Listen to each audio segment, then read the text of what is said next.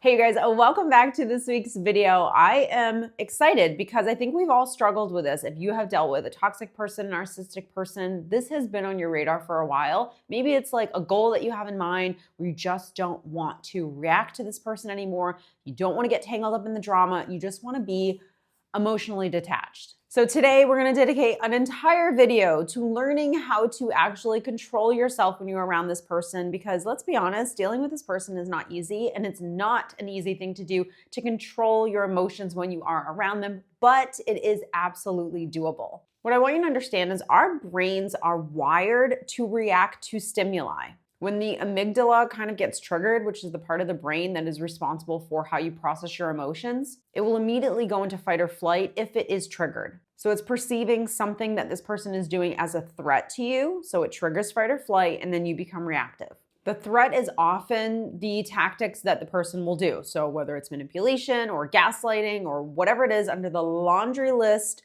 of tactics that an emotional abuser or a narcissistic person will do, we'll put them right over here. 1, 2, 3. We'll just go down the line here. But these are the things that when they happen, you aren't maybe even aware that someone is gaslighting you or manipulating you, but you feel it in your body. You feel the uncomfortableness, and that feeling that you have triggers the amygdala to say, hey, I feel like this is threatening. I feel like this is something I need to be self-aware of. And so you kind of go into attack mode. The part that I want you to really start to understand is the laundry list of what this person will do to you, whether it's invalidate you, provoke you, anything under the heading of triggering you. Your amygdala, because you are wounded, is perceiving this as a threat. Because someone can do all of these things to you and you don't have to be reactive to them. This is where we're going to start taking a little bit of responsibility for ourselves. We're not going to focus on the other person and what it is that they're doing, whether it's the gaslighting, the manipulation,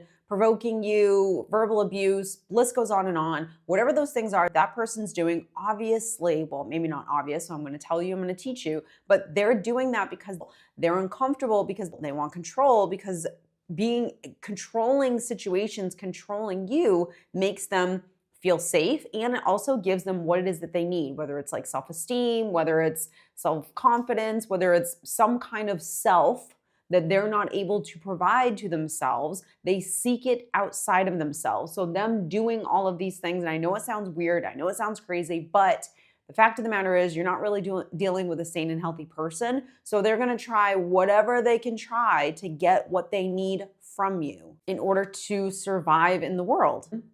What we are going to focus on now is you. So these are the things. You being reactive is honestly, it's your trauma. Because again, no matter what this person does to you, you don't have to be reactive to it. That's the skill, that's the practice. But first it starts with understanding, why am I actually even being reactive to this person? The amygdala gets hijacked when you go through trauma, when you go through extensive amounts of stress. Because remember, the amygdala is just responsible for kind of like protecting you, right? But it doesn't know real threat from not a real threat. This is why people that suffer from anxiety can know that they could be in an environment that's perfectly safe, i.e. lying in bed, and still start having a panic attack pretty much. And that's because the mind is playing tricks on them, right? The mind thinks that there is a perceived threat even though there isn't. And the reason why is because the amygdala has unfortunately been damaged. You've gone through enough stress, enough trauma, enough really painful experiences that it has damaged the amygdala to some extent. And in order to kind of heal the amygdala, you have to understand why your mind is doing what it's doing. It's just trying to protect you. So it's just perceiving these things as threats. The way you can start to pinpoint this is obviously by how your body feels. So when your body starts to feel stress, anxiety, nervousness, anger, any of those emotions that we feel, you can stop and pause and take a step back to understand, what was I just thinking that all of a sudden starts making my body feel this way? So what I was thinking is that I was upset by their behavior, or I was annoyed by what it is that they did or what they said, or I feel like something is going on here, but I can't pinpoint it. Maybe gaslighting, maybe, the list is very long of what it could possibly be. They could be manipulating you, and maybe you just don't even know what any of those things are yet. You can't really pinpoint them out, but you know you don't feel good when you're around this person. That's why intuition is one of your most powerful gifts. And chances are, if you're watching this, you are probably an empath. You are probably someone who's highly sensitive. You probably have really good intuition. You just don't listen to it because it's not a practice that you've been practicing majority of your life. The amygdala will always respond to patterns and things that it's seen in the past and maybe how you should have reacted in the past, but it's trying to protect you. It's not here to give you rational thinking. It's not here to kind of break down the situation and say, nope, this isn't a danger. Oh no, they're just trying to manipulate you, but we don't have to react this way. We can instead do this, and we'll talk about that part later on in the video. But what I want you to understand is your brain, part of your brain, is a little damaged. It's wounded because it's gone through trauma, maybe with this person, maybe from your childhood. Who knows? Who cares? But there's trauma inside of you, which is causing you to be reactive. Because whether it's you want to call it your ego, your amygdala, I don't really care, whatever word suits your fancy, that part of you wants to be reactive because probably you want this person to change. Which again, here we go again with trauma. Wanting someone to change, wanting someone to behave differently, feeling so incredibly offended because someone is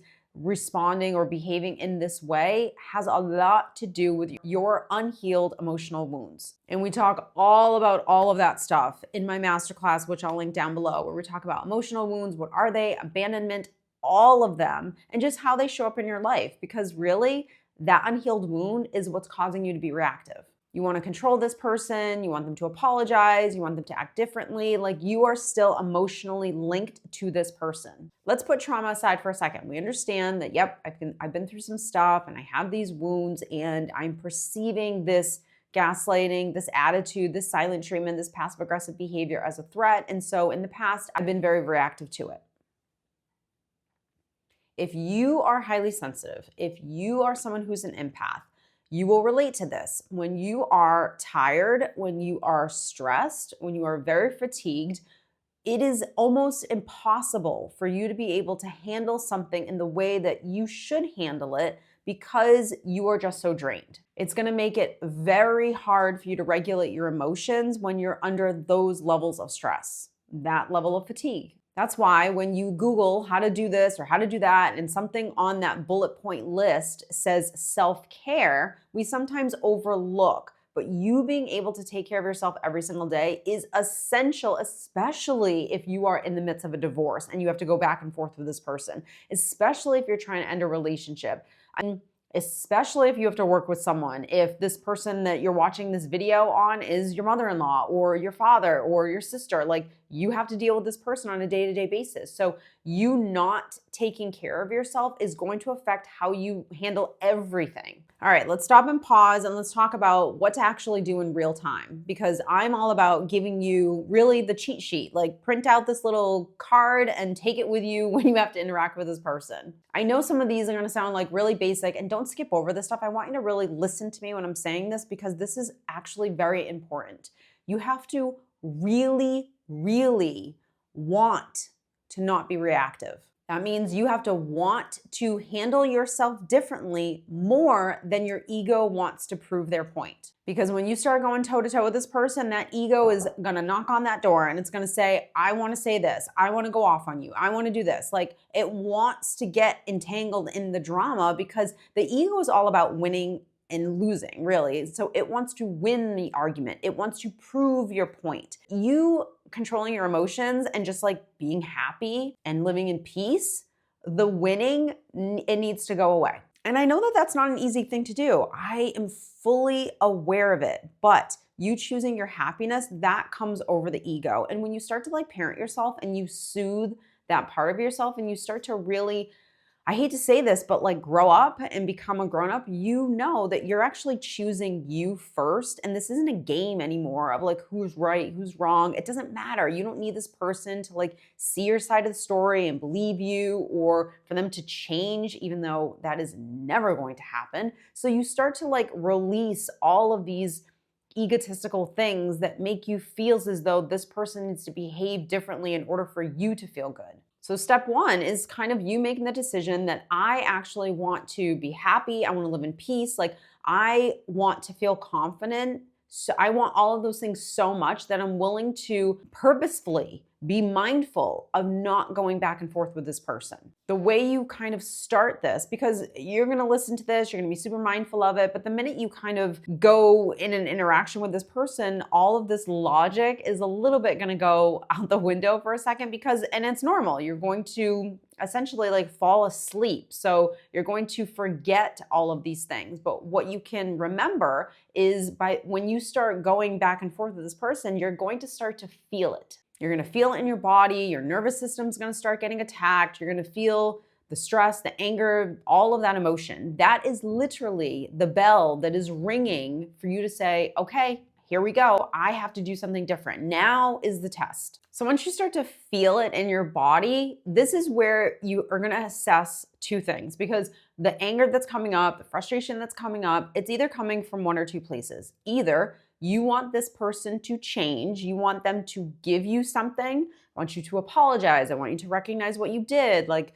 you want to get something from this person, or you just, quite frankly, need to soothe yourself. So it's either one of those two things. Either there's some self-soothing that needs to happen, or you're trying to get something from this person that you don't really actually even need. Here we go again with, am I going to choose my own happiness or am I going to choose my ego? And some people very much choose their ego. They stay stuck in that place for years and years, and they're still unhappy. They're still miserable. And I don't care what you say. I don't care if you say, no, I'm not miserable. No, I'm totally fine. But like, I don't care about them. I'm going to go off on them every single time. Then by all means, do you. But if you don't, and you're like, you know what? I just don't want to deal with the drama anymore. I just literally don't care. Then you're going to start doing something different. But you have to remember, you have a program right now of how you react when you're around this person, and it's usually being reactive. So what is it that you do that is reactive? Do you go to toe with this person? Are you trying to convince this person of your side of the story and for them to agree with you? Like,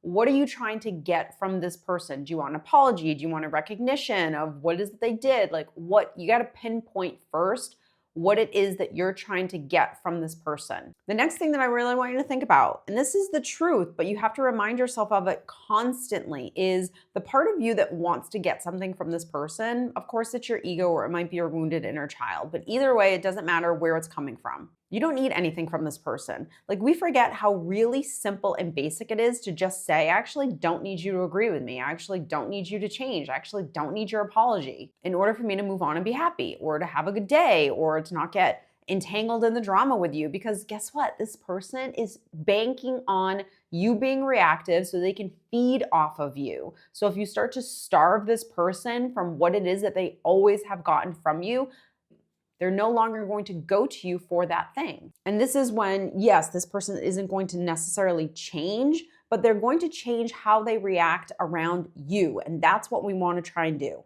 I am fully well aware that this is not an easy thing to do. So by all means, if you're in an interaction with this person, take a break. Oh, wait, gotta go. Someone's on the other line. Someone's calling in. Like, oh, wait, gotta go. Like, so-and-so needs me. Oh, shoot, someone's at the door. Or it's okay to just end the conversation. You can just break away from this person. You don't have to keep going back and forth with them. Now, if you're stalking your ex on social media and everything that they're doing or how they're behaving is triggering you, then you need to have the self-discipline to not do that. I'm sorry, I know it sounds basic, and it actually is very easy when you start to, again, choose your happipiness over your just addiction to wanting to do this. I would always tell myself, and I wasn't really a big scroller of my exes because it was never really my thing, but obviously occasionally it did happen, or maybe a friend would show me something or whatever. In my mind, I would just constantly repeat the same thing.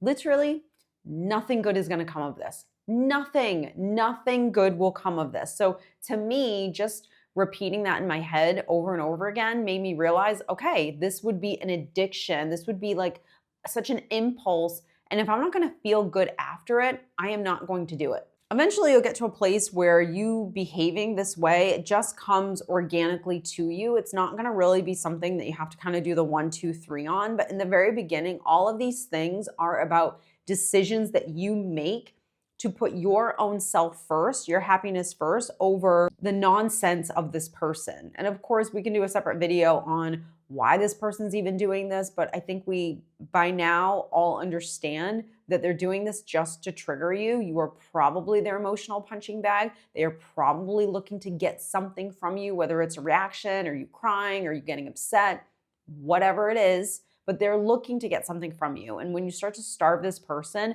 even if you can't go no contact with this person, they will absolutely behave differently with you in the future. And that's what we're trying to do here. So I hope you guys enjoyed this week's video. If you did, don't forget to like and subscribe if you're not a subscriber. Thank you guys so much. If you are longtime subscribers, please comment down below on any video topics that you would like me to do in the future. I hope you are well. I hope you are taking care of yourself in the season of life that you're in, and I will see you in the next video. Take care, guys.